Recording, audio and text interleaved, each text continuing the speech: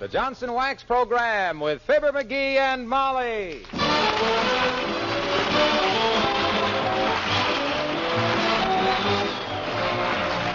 The makers of Johnson's Wax products for home and industry present Fibber, McGee, and Molly with Bill Thompson, Gail Gordon, Arthur Q. Bryan, B. Benaderet, and me, Harlow Wilcox. The script is by Don Quinn and Phil Leslie. Music by the King's Men and Billy Mills Orchestra.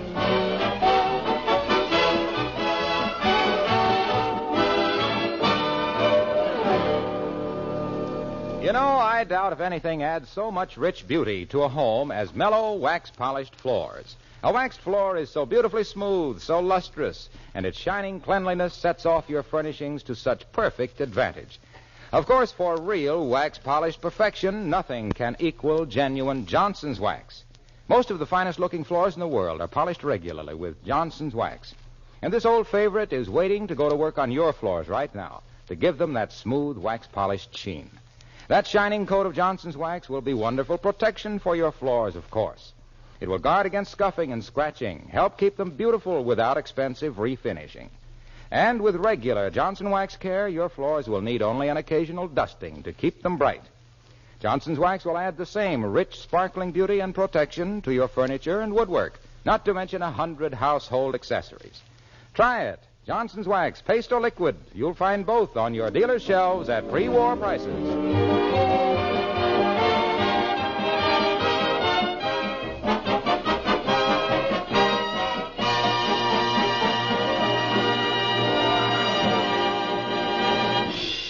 There are three sides to every question. The right side, the wrong side, and the side Fibber McGee is on. Listen to his interpretation of world events while he reads the evening paper to his wife as we join Fibber McGee and Molly.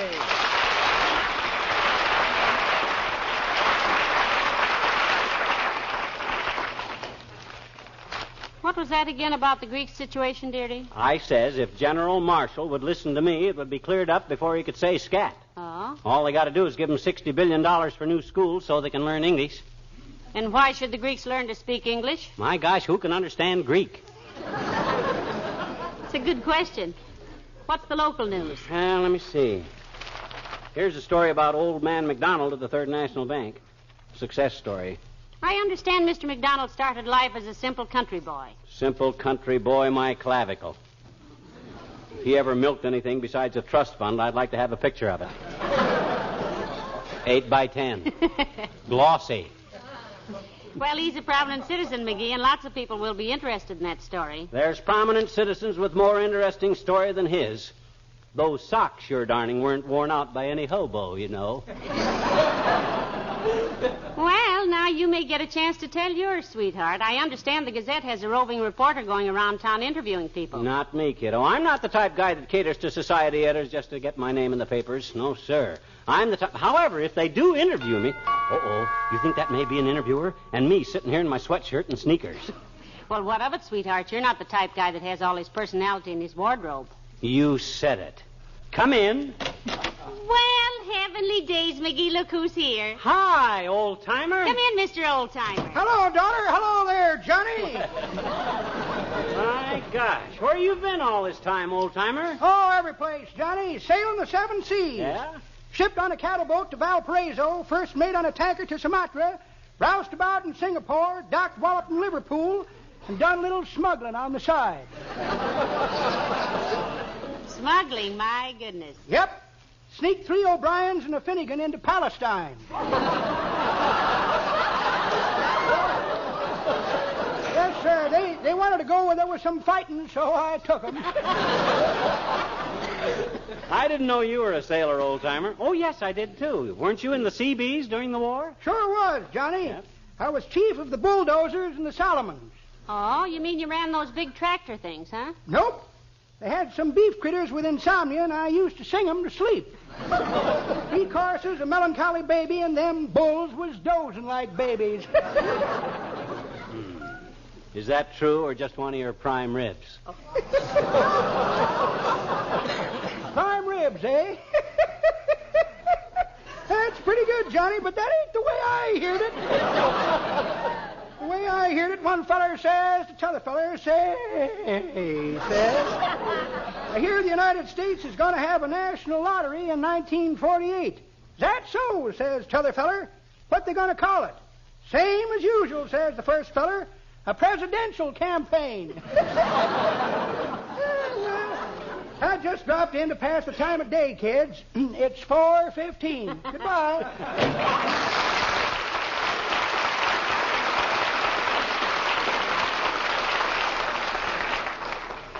He has an interesting face, hasn't he? Yeah. It looks lived in. Yeah. How old do you suppose he is, McGee? I don't know, but I got my suspicions. What do you mean? Remember that painting, The Spirit of 76? Sure. 3 men with a flute, a drum, and a flag. Well, I think he's the guy on the left with the flute. By the way, did you know that every guy going into politics studies that painting? No, I didn't. Yes, sir. The greatest political lesson ever painted. Well, If you're on the left, you make shrill noises. If you're on the right, you get ready to beat it. And if you get caught in the middle, you start waving the flag.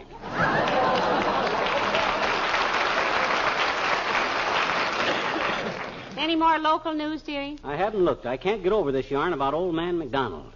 My gosh, if the Gazette wants to interview some really interesting people, I could name it. Come in. How do you do? You're Mr. and Mrs. Fibber McGee, I presume. I'm Miss Cartwright. How do you do, I'm sure. Hi, sis. If you're from the finance company, you're not due till Thursday.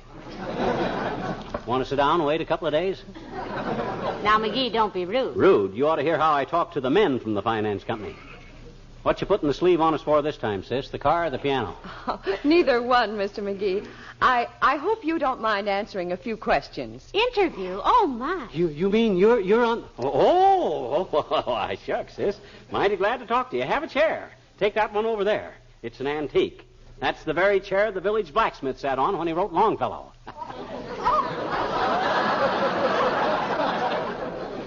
You're a little confused, dearie. It was Longfellow who wrote the village blacksmith. I know that. I also know the village blacksmith wrote Longfellow to thank him. Well, it certainly was nice of you to think of me, Miss Pushcart. Cartwright. Cartwright? We were bound to get around to you sooner or later, Mr. McGee. Would you mind raising that shade a trifle? I'd like to make a few notations. Why, of course, Miss Cartwright. Raise the shade, dearie. Just be patient. It's about due. Well, I want a better look at that lovely hat Miss Cartwright's wearing anyway. Oh, thank you, my dear. Now, look, sis, about this interview. Maybe we better get going. I was born in a little white house on the top of Kickapoo Hill back in Peoria. Oh, good gracious, what was that? Just the window shade going up. Yeah. Does it itself. I guess I'll have to start over, sis. I was born in a little white house on the bottom of Kickapoo Hill back in Peoria. An ordinary boy to all appearances, studious and athletic, a favorite with both students and teachers.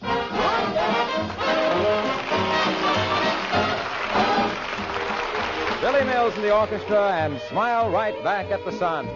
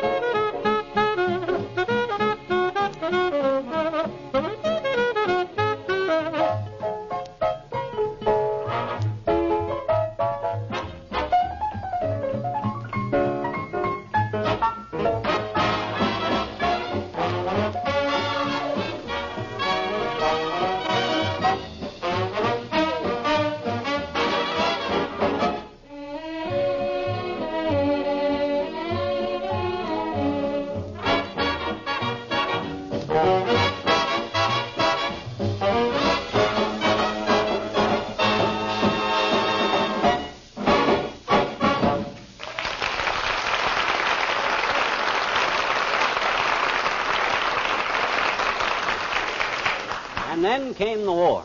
Well, sir, I'll never forget the day I was decorated by General Pershing. General Pershing? This was in the First World War, Miss Cartwright. Yeah, the big war. Well, sir, the regiment was standing at attention. A hush fell over the battlefield. Suddenly Pershing says, "Captain McGee, 3 paces forward." "Captain," I says to myself, "my gosh," I says, "I've been promoted," I says. But I leaps forward and salutes. He pins the Croix de Guerre on my blouse. He salutes. I salute. The other officers salute. I salute. The company salutes. I salute back. Then I says, very respectful, "What am I being decorated for, General?" I says, "For shooting down those 5 German airplanes over Barley Duke," he says. "That's strange," I says. "I never been to Barley Duke." "Aren't you Captain George McGee?" he says. "No, sir," I says. "I'm Private Fibber McGee." Well, sir, later on in the guardhouse... Excuse me, Mr. McGee. Huh? This is not exactly what I'm after. Not that it isn't interesting, because it isn't. Thank you. I'm much more interested in your home here, your possessions. For instance, that sofa. Isn't that an antique? Oh, no, that's just an old horsehair sofa given to us by Aunt Sarah. What do you mean, just an old horsehair sofa? Didn't Aunt Sarah tell you about that, Molly? No. Why, my gosh, kiddo, that hair was clipped off the very horse that Paul Revere rode when he roused the Minutemen at Tapioca. I mean, Concord. I wouldn't take $10,000 for that sofa. I would. And I'd throw in the house, the silverware, and a pound of butter. She's just kidding, Miss Barnside. Cartwright. Cartwright. Yes. This is intensely interesting, Mr. McGee. Have you any other priceless heirlooms? Sis, this house is full of priceless heirlooms. Now you take that piece on the mantel there. That marble Venus with the clock in her stomach. What would you say that was worth? Well, I might be a few dollars off one way or the other, but I'd say about 98 cents. Sold. 98 cents. Sis, don't be deceived by the fact that one leg is busted and the hour hand is missing. He keeps knocking it off the mantel because he's so modest. Well. You know, he winds it with his eyes shut. The point is, Miss Cartwheel... Oh, dear. Come in. Dr. Gamble, do come in, Doctor. Thank you, my dear. Hello, Jughead. Ooh. Oh, excuse me. I didn't see you had guests. You're slipping, butcher boy. Ordinarily, you could see a good-looking woman 6 miles away on a dark night with a diver's helmet on backwards. Gentlemen, now, please, mind your manners. Miss Cartwright, may I present Dr. Gamble? Hello, Doctor. Hello, Miss Cartwright. Nice to see you again. May I ask if you and these people are old friends? No, she just come in to interview me, Doc. Mr. McGee seems to have some very valuable objects of art, Doctor. You know about that clock on the mantel? Oh, yes, indeed. It was a wedding present from Molly's Aunt Sarah, who won it on a punch board. Nobody said Aunt Sarah won that clock on no punch board. Nobody had to. It's obvious. You don't think anybody sells junk like that, do you? Yes, now, but, Doctor... That's probably for you, Medicine Ball. Those operators track you down like a Kentucky colonel hunting a mint bed. Well, who'd invest a nickel to hear your voice, honey? Hello, Gamble speaking. Who? Oh, yes, Mrs. Clatterhatch. Her again. What was that, Mrs. Clatterhatch? Well, I've told your husband 50 times the only cure for his trouble is to get into some other line of business. That buzzing in his ears is an occupational hazard. All right, Mrs. Clatterhatch. Goodbye. That's a silly hunk of advice. How can changing his occupation cure a buzzing in his ears? He keeps bees. Well, it's a pleasure to meet again, Miss Cartwright. See you later, Molly.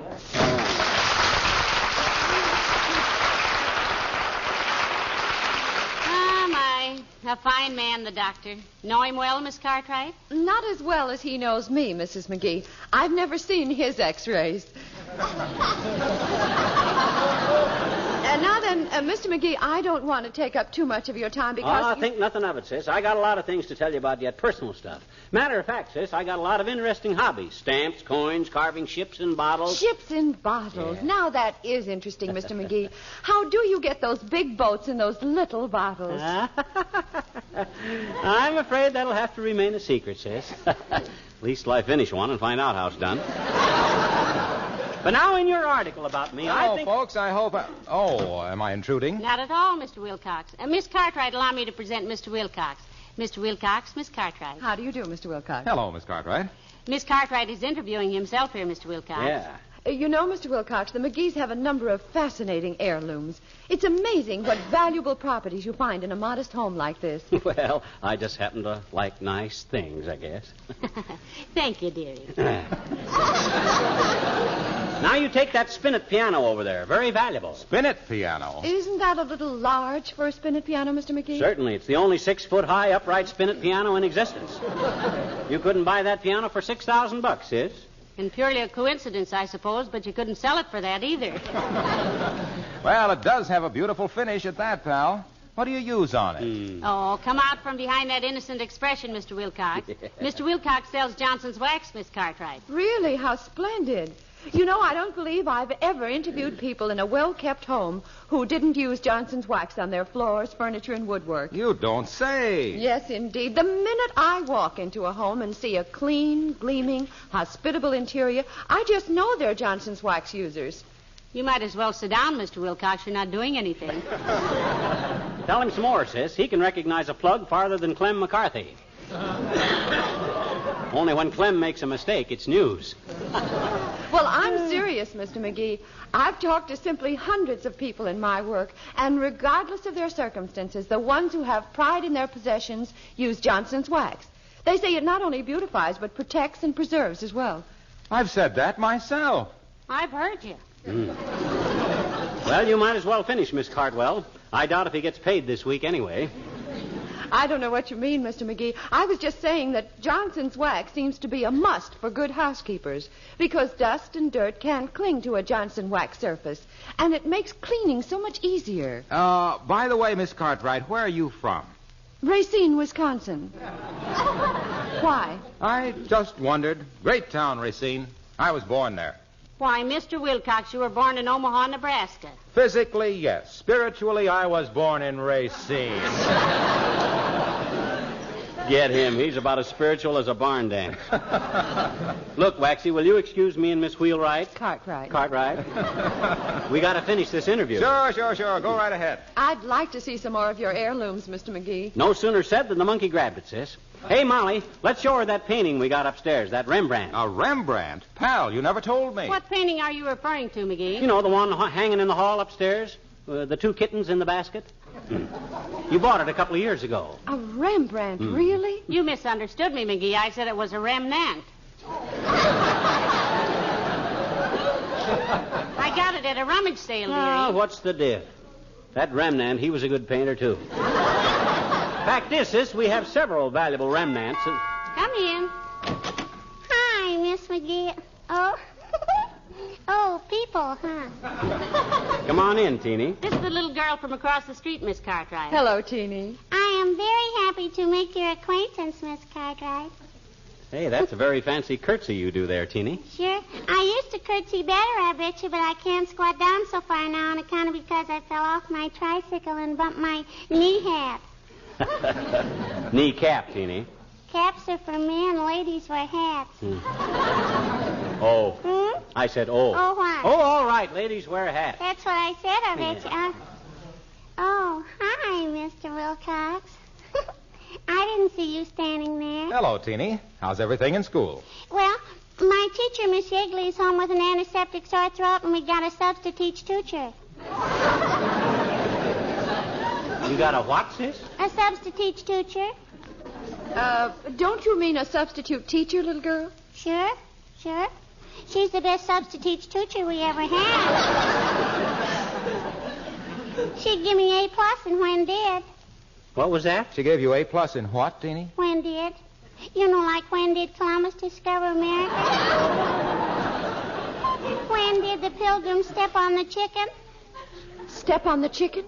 What are you talking about, sis? Well, it's in our history book, I bet you. Huh? When the Pilgrims came over, they stepped on a chicken. Oh, you mean Plymouth Rock, Teeny? Sure. Our substitute teacher is dandy with history. She teaches with poetry. Oh? Like Columbus sailed the ocean blue in 1492.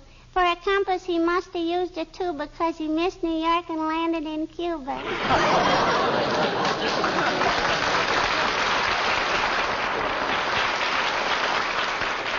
Look, Teeny, I don't like to be unhospitable, but we're kind of busy here today. Miss Cartwright here is doing an article about me, and she wants to finish her interview. I think you're under a misapprehension, Mr. McGee. My purpose in this interview... Well, look, whatever it is, I guess Teeny and I are intruders. Come on, Teeny. Let's go down to Kramer's drugstore and get a soda. Oh, boy, swell.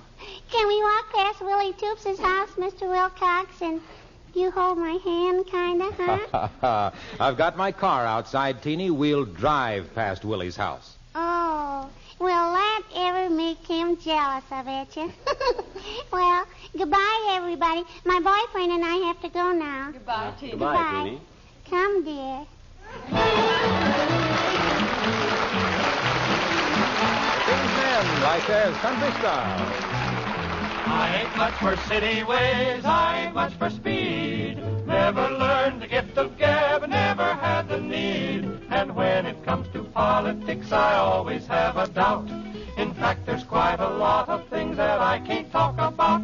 But when it comes to fancy dancing, or to music with a smile, or to nice romancing, make mine country style.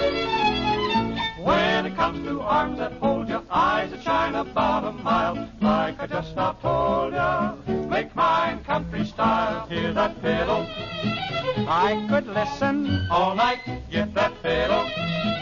Ain't that something? Learn right. Dance and share a loving cup with different partners for a while. But for hitching up with, make mine country style. Lady, take a gent for an elbow swing, then go engine style.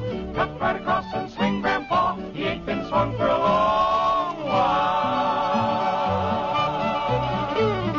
When it comes to fancy dancing, or to music with a smile, or to nice romancing, make mine country style. When it comes to arms that hold you, eyes that shine about a mile, like I just now told you, make mine country style. Hear him shout, promenade. I could listen all night, see them sipping lemonade. Ain't that peachy darn right?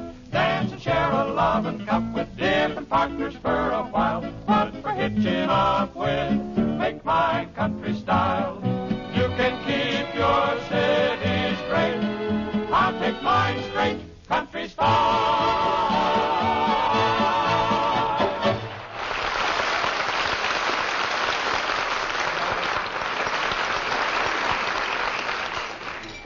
More tea, Miss Cartwright? No, thank you, my dear. McGee? No, thanks. No more tea. Mr. Wimple? Yes, please.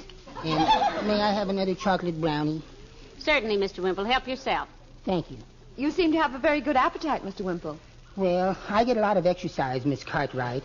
Walking through the woods every day with my bird book. Your what, Mr. Wimple? My bird book. Did you know, Miss Cartwright, that the golden Louisiana oriole carries a lightning bug in its bill when it flies at night? No, but it's very interesting. Did you know that the fork-tailed whimsy of eastern Wyoming has retractable feet? My goodness, have you got a bird book, too? No, but I've seen some strange birds in my time. Now, about this valuable oriental rug you say you have, Mr. McGee. My, this is a busy day, isn't it? Come in. Hey, it's Mayor Latrivia. Hi, Latriv. Hello, McGee. Good day, Molly. Hello, Mr. Mayor. Mr. Wimple. Ah, there, Miss Cartwright. On the job, I see. Hello, Mr. Mayor. Yes, and I find Mr. McGee very cooperative. Have a cup of tea, Your Honor? No, thank you. I will, and another brownie, please.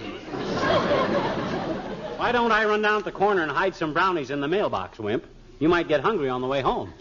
Well, I'll just put a couple in my pocket. Thank you, baby. I saw Sweetie Face on the way over here, Wimple. Me?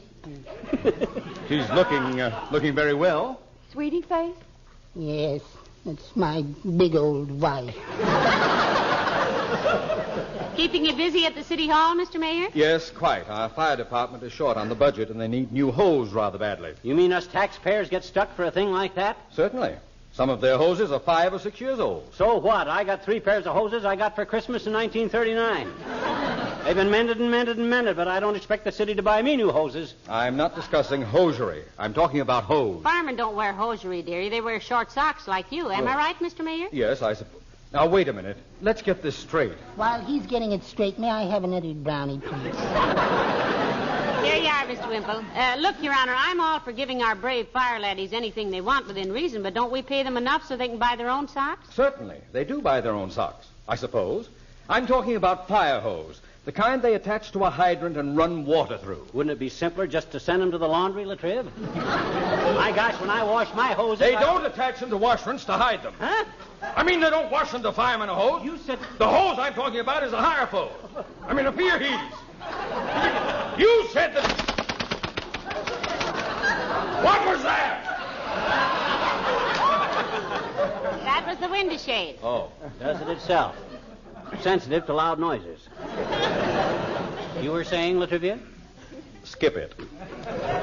If you're all through here, Miss Cartwright, may I offer you a lift back to the City Hall? I still have a few questions to ask Mr. McGee, Your Honor. He seems to have an amazing amount of valuable property. You said it. You might say in your article that Mr. McGee has objects of art and heirlooms worth easy $500,000. $500,000? More tea with lemon, please.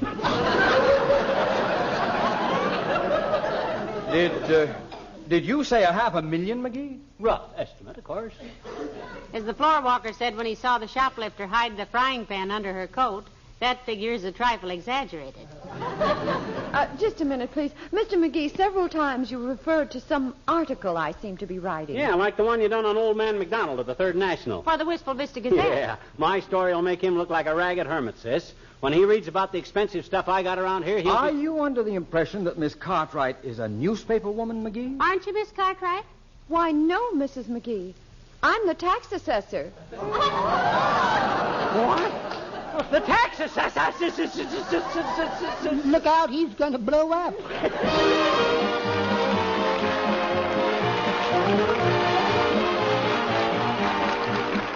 It probably isn't enough that your car just runs. You'd like to have it look clean and brightly polished any time you step into it. Am I right? Well, here's how you can fix that. Just pick up a package of Johnson's Car New from your dealer. Give it to your husband or one of the boys in your family, and from then on, I'll wager you'll always have a car that's clean and bright. You see, men like to use Johnson's Car New because it's so easy. It's a liquid that both cleans and polishes in one application.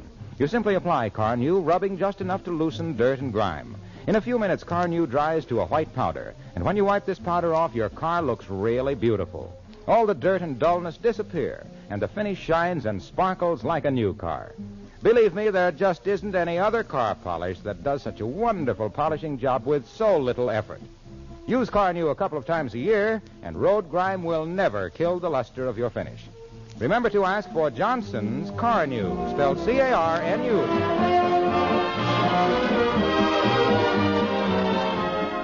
So you had a little talk with the mayor, did you, dearie? What happened? Well, he straightened it out with the assessor. How? And he told her I was a silly old braggart and a four-flusher and the biggest liar in Wistful Vista. There's a real friend, that Latrivia. Uh-huh. Good night. Good night, all.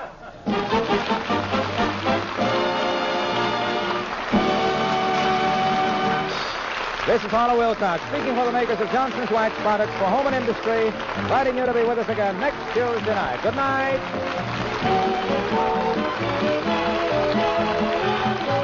This is NBC, the national broadcasting company.